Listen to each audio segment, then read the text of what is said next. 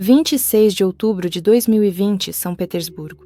Um prédio típico de 9 andares, localizado na rua Dimitrova, número 10. No hall de entrada foram instaladas câmeras de vigilância e o interior está limpo. Um jovem se aproxima de um dos apartamentos no 7º andar. A dona do imóvel, Ekaterina Antontseva, de 33 anos, já está há 5 dias sem aparecer no trabalho. O homem tem as chaves, ele abre a porta e entra. O apartamento está em perfeita ordem, os objetos estão em seus devidos lugares, os móveis não foram movidos, não há sinais de luta ou de uma busca apressada. O homem vai até o quarto e encontra a Ekaterina na cama. Ela está completamente nua. O corpo está deitado de forma alinhada, com os braços e as pernas estendidos ao longo do tronco. Dá a impressão de que a falecida foi intencionalmente colocada nessa posição já após a morte.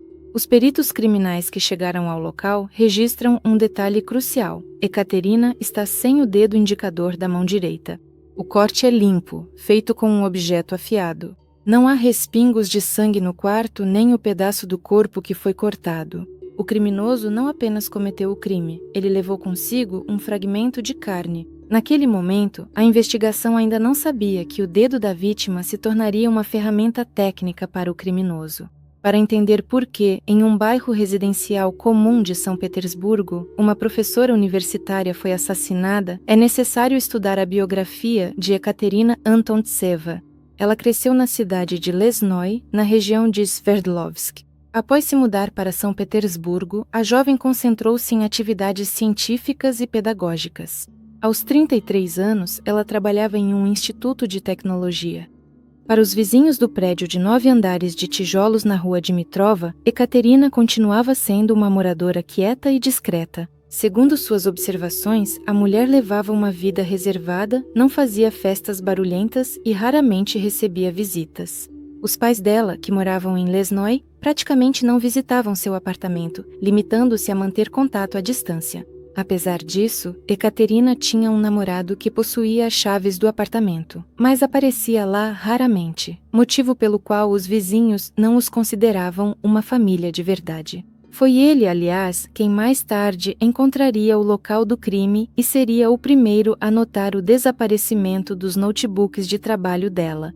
Por trás da rotina, aparentemente monótona, de uma funcionária de universidade pública, escondia-se uma atividade financeira totalmente atípica para alguém do setor público. Logo após a descoberta do corpo, a imprensa começou a discutir a versão de que Ekaterina teria acumulado capital trabalhando no ramo da moda. Nas redes sociais, há muitas fotos profissionais, mas os familiares da vítima negaram categoricamente essa fonte de renda. As sessões fotográficas eram apenas um hobby que não trazia nenhum benefício financeiro. A bolsa de valores tornou-se a verdadeira fonte de renda para Ekaterina. Um conhecido chamado Andrei chama a jovem de gênio das finanças. Ela não apenas investia o dinheiro que tinha disponível, mas também desenvolveu sozinha um esquema complexo de investimentos, estudava constantemente o mercado e operava com as cotações da bolsa. Suas habilidades analíticas permitiram que a professora adquirisse, em poucos anos, vários apartamentos em São Petersburgo. Além dos imóveis, Ekaterina possuía somas significativas em contas bancárias. Ela administrava esses recursos livremente, sustentava completamente os pais e frequentemente emprestava dinheiro a conhecidos. No seu círculo, ela era conhecida como uma pessoa bondosa, prestativa e confiante. Foi justamente essa característica que serviu de base para suas relações financeiras com Artyom Belenko. A crença na lógica matemática e na honestidade dos parceiros determinava sua abordagem nos negócios. Ela podia emprestar grandes quantias sem formalizar recibos oficiais. Assim, 2.400.000 rublos foram transferidos para Artyom por meio de um simples pagamento bancário. Esse dinheiro era destinado ao lançamento de uma startup na área de TI. Ekaterina esperava não apenas o reembolso da dívida, mas também um lucro de 10 milhões de rublos, que lhe havia sido prometido por Belenko. O apartamento na rua Dimitrova transformou-se por algumas semanas em um local isolado para o trabalho do grupo de investigação. O espaço residencial, onde Ekaterina Antontseva mantinha uma ordem impecável, foi submetido a uma desmontagem detalhada. Imediatamente após a descoberta do corpo, os especialistas começaram a buscar provas invisíveis. Os vizinhos observavam, enquanto pessoas uniformizadas trabalhavam dentro do prédio dia e noite, retirando cargas específicas da entrada. Não eram apenas sacolas com pertences, mas fragmentos do próprio acabamento do imóvel. A atenção dos peritos criminais concentrou-se na busca por vestígios biológicos que o criminoso poderia ter deixado em qualquer parte do apartamento.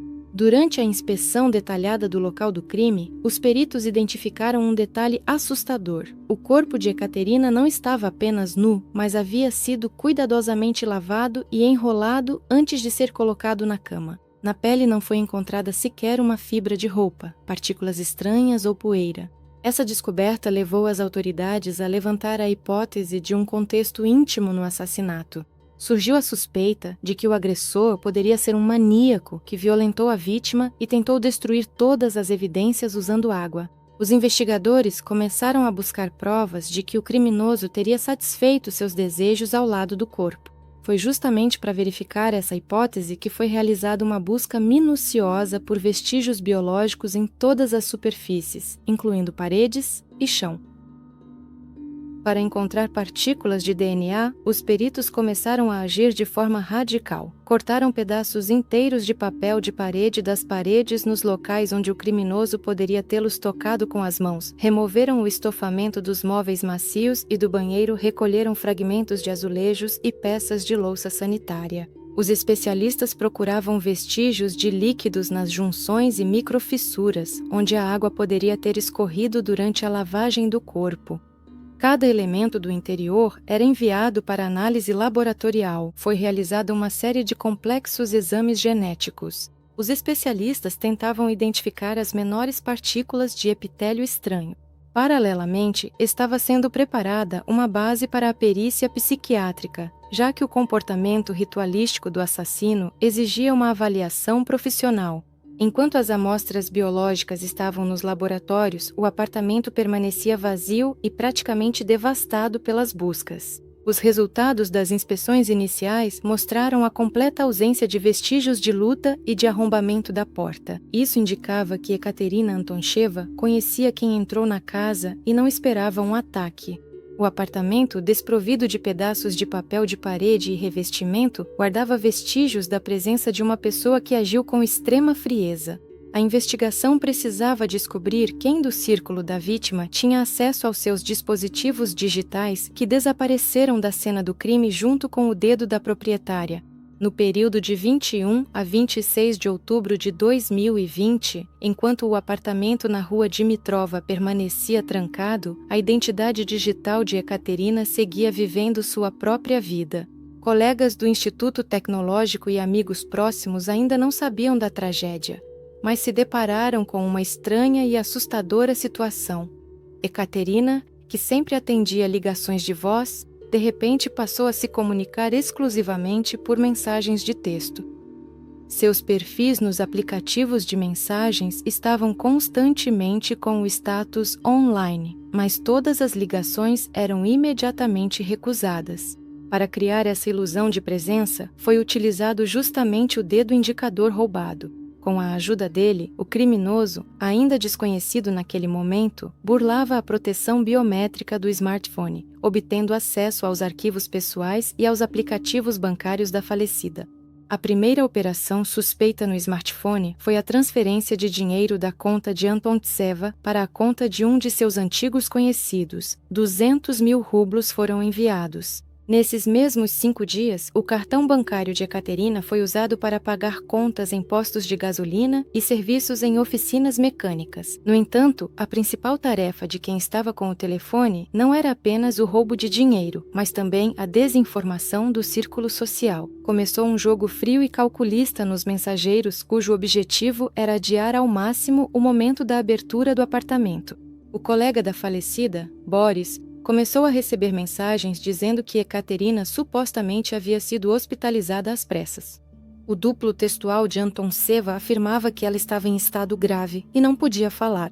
A mecânica do golpe foi pensada nos mínimos detalhes. Quando Boris ou outros conhecidos tentavam ligar por chamada de voz, a pessoa do outro lado da tela respondia com uma frase pronta. os médicos proibiram a paciente de falar e o dispositivo móvel frequentemente fica no posto da enfermeira. Quando, no dia 24 de outubro, amigos preocupados com o longo silêncio criaram um grupo na rede social VKontakte para coordenar as buscas, a pessoa que estava por trás desse disfarce digital entrou no grupo. Aproveitando o acesso à conta da vítima, ele escrevia no chat em nome de Ekaterina, confirmando a versão sobre sua doença.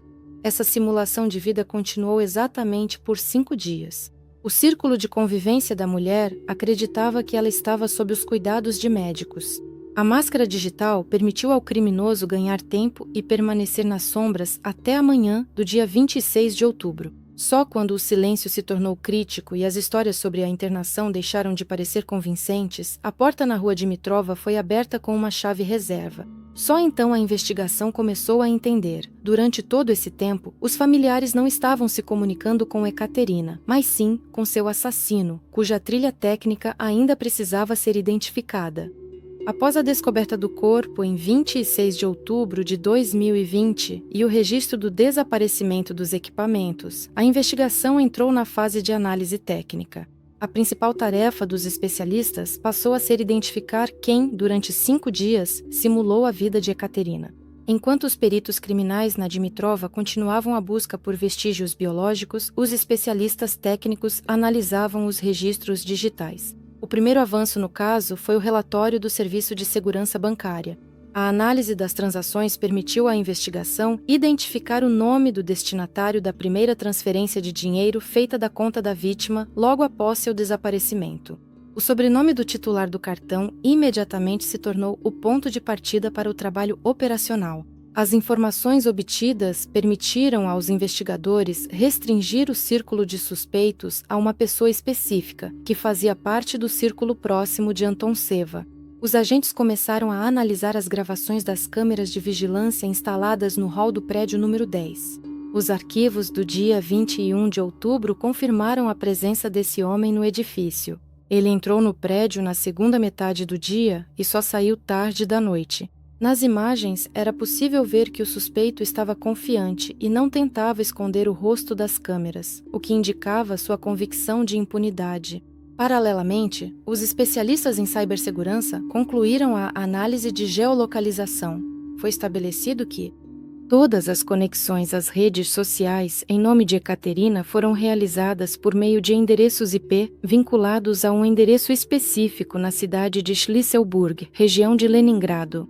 A perícia técnica confirmou que os notebooks e smartphones roubados de Antontseva estão fisicamente localizados no mesmo endereço onde reside o suspeito. Na manhã do dia 27 de outubro, as autoridades policiais já tinham um relatório completo sobre as manipulações digitais realizadas durante o período de 5 dias de silêncio. A combinação de dados sobre movimentação de fundos, gravações em vídeo e marcas de geolocalização permitiu à investigação descartar a versão de um maníaco desconhecido e concentrar-se na preparação para a prisão do suspeito chamado Artem Belenko.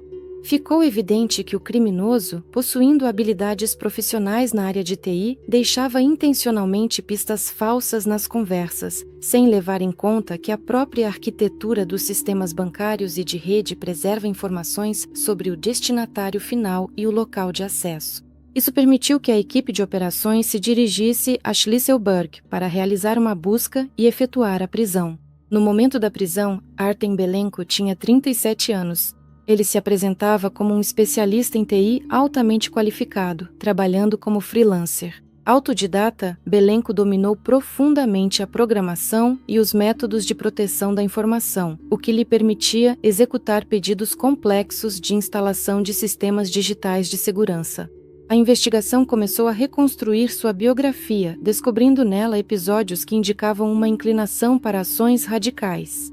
Na adolescência, Artem saiu de casa por 2 anos, cortando completamente o contato com os pais. O encontro com Ekaterina Antontseva aconteceu ainda nos tempos de faculdade. Eles tinham uma longa e complicada história de relacionamento, que foi interrompida e retomada várias vezes. Após a separação definitiva, o casal manteve uma amizade baseada em interesses comuns e negócios financeiros. Por trás da fachada de um homem de família bem-sucedido, que vivia com a esposa e a sogra, escondia-se um colapso econômico prolongado. Belenco tentou expandir seus próprios projetos de TI, mas fracassou, o que resultou em um buraco de dívidas de vários milhões. Artem pegava empréstimos com juros altos e pedia dinheiro emprestado a conhecidos, tentando manter a imagem de especialista bem-sucedido aos olhos dos mais próximos. A maior credora de Belenco era justamente Ekaterina. Em outubro de 2020, o valor total da dívida dele com ela ultrapassou 2,5 milhões de rublos. Esse dinheiro Antontseva entregou a ele sem recibos, confiando em anos de amizade para o lançamento de uma startup que no fim revelou-se uma farsa. A situação chegou a um ponto crítico quando Ekaterina começou a exigir insistentemente a devolução do investimento. Belenco entendia que não tinha meios legais para quitar a dívida. Restavam-lhe apenas as habilidades profissionais de arrombamento e o acesso físico à residência do credor.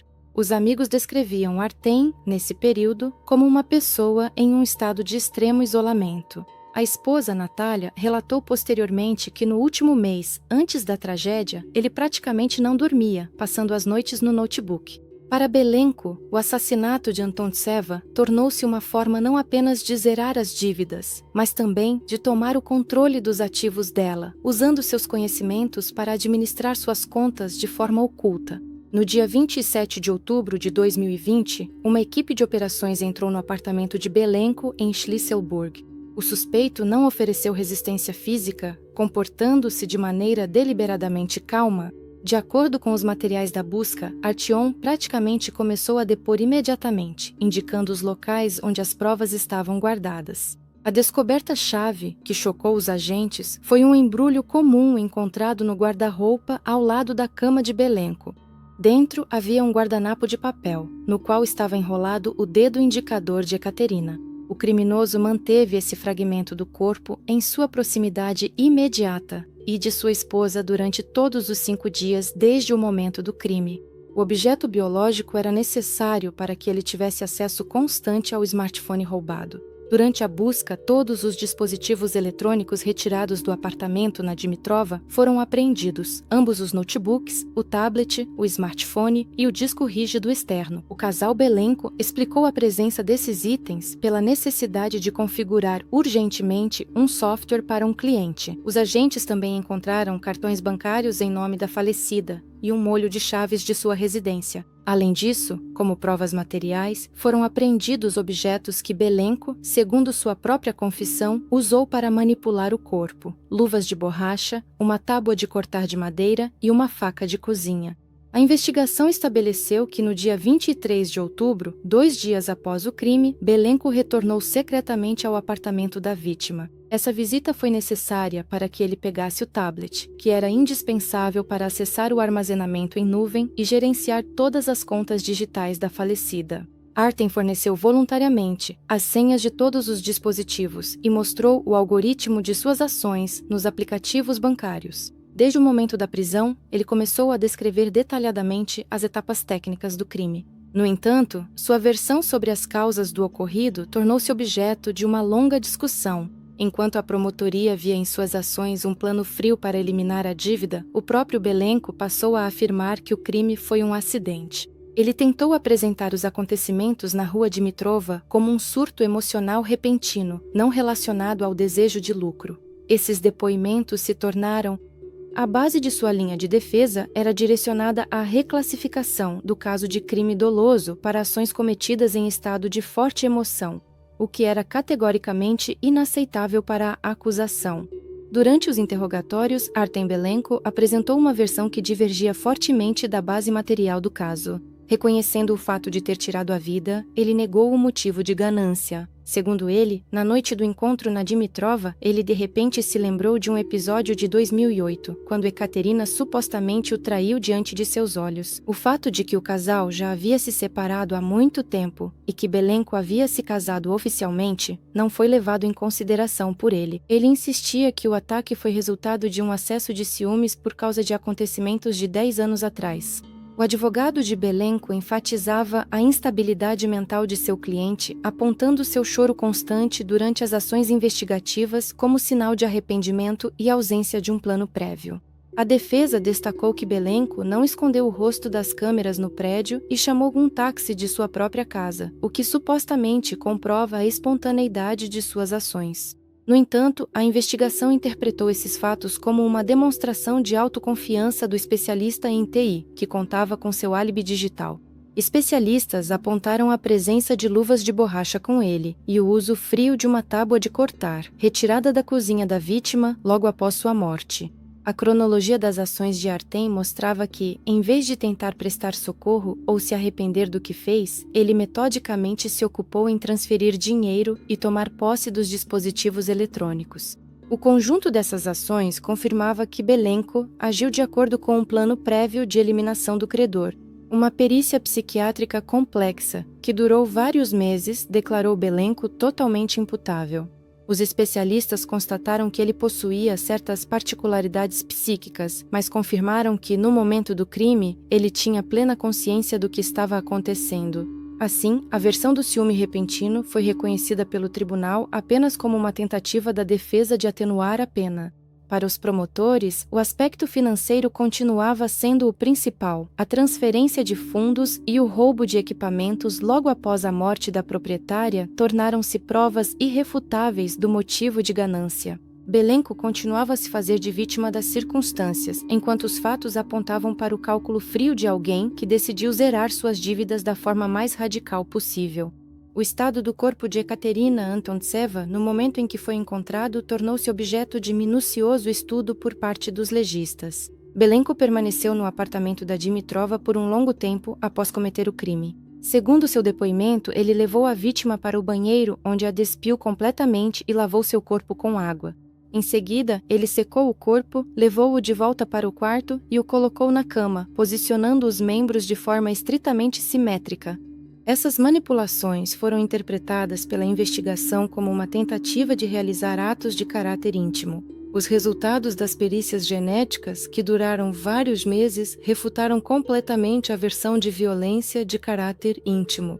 As análises laboratoriais não encontraram no corpo de Antontseva ou nos cômodos do apartamento vestígios biológicos que indicassem relação sexual antes ou depois da morte.